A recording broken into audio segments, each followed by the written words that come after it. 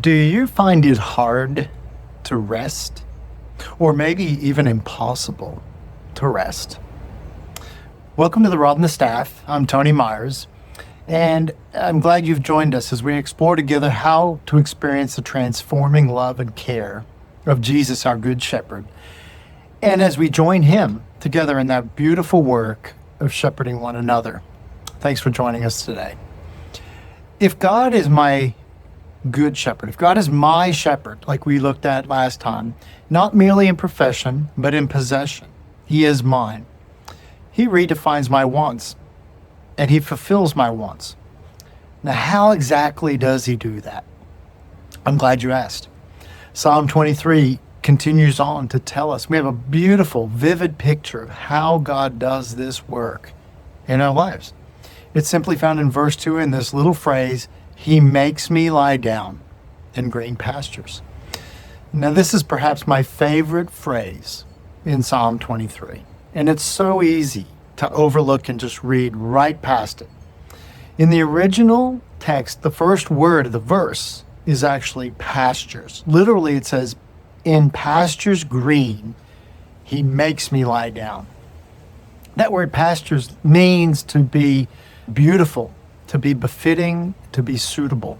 In other words, God makes me lie down in beautiful, befitting, and suitable places.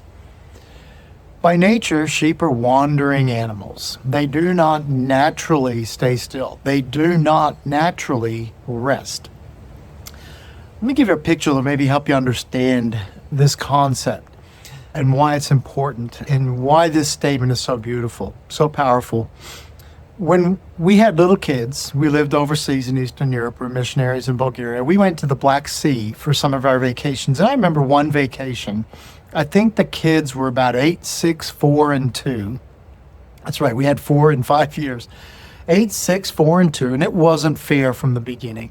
You know, kids at the beach, they're in a perpetual state of motion all day long. Castles, games, swimming, balls, running, back to castles, just on and on and on. Kids at the beach know no boundaries. They just didn't have a sense of when they needed to stop and rest. You know, from time to time, somebody had to be the adult and they had to bring them and say, you need to come and eat. They would go all day without eating. You need to drink. You need to come put some more sunscreen on. You need to take a nap. Every 2-year-old needs a nap, and yet at the beach that suddenly gets forgotten. And somebody had to say at the end of the day, look, it's the end of the day. We're going to go home. We're coming back tomorrow. But somebody had to make the call. Somebody else needed to help our children at the beach to know the beautiful, the befitting, and the suitable places that they had to have. Sheep must lie down from time to time. I don't know if you knew this or not, but sheep, they stand when they're eating, but they cannot digest what they eat unless they lie down. And so if all they do is eat standing up, they will eventually have some major problems. They must lie down in order to digest the food, the grass that they've been eating. We're so much like sheep. We're like my kids at the beach. So often we don't know what is the beautiful and the befitting and the suitable place that we must have in order to be healthy, in order to be sane, in order to find good balance in our lives. God lovingly and graciously makes us do this. He forces us to stop and rest.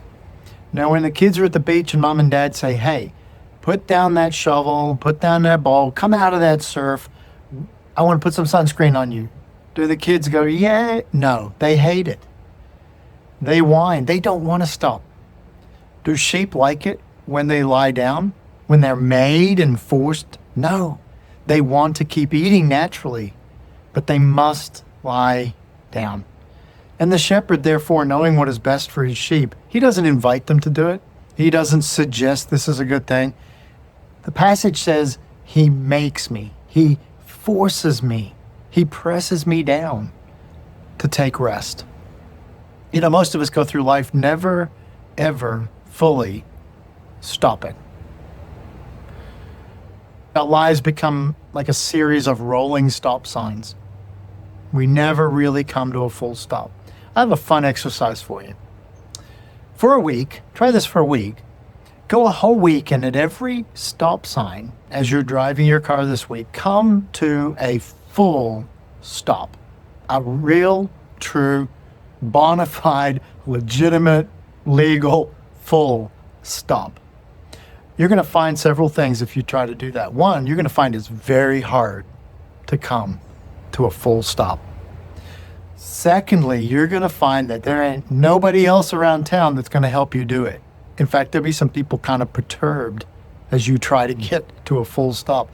And thirdly, you're going to find that as soon as you stop, you can't wait to get started again and going. In other words, it's not just about coming to a full stop, but you'll have a hard time staying stopped. It's a fun exercise. Here's a fact. God knows us better than we know ourselves. He knows what are the truly beautiful, befitting, and suitable places that we need. A second fact is this: we're colorblind. He makes me lie down in green pastures. We're colorblind. We have a really bad understanding of what is green. What is life? What is truly life-giving? What is it that is truly best for us? The phrase, the grass is always greener on the other side of the fence, it's not always greener. But we think it's green, but it's not green. And the things we chase after, we often think those are the things we need most. And they're not the things we need most at all. And sometimes they're harmful. Think about it. When my kids are in the ocean swimming and I say, come out, we need to put sunscreen on, and they say, no, I don't want sunscreen. They're actually in a place of harm. I'm loving them when I force them to come out, to rest, to put on sunscreen, to do what is best for them. Psalm 46:10 says this: be still and know that I am God. Perhaps the greatest reason that we should learn to rest, that we should learn to come to full stops in life, is that it is only in those moments that we truly come to really know God, to know who He is, to know how He loves us, to know what He has done, what He is doing, and how He cares for us, and how greatly we need Him. So let me ask you a question. How can you this week let God make you to lie down in what He knows are truly green pastures?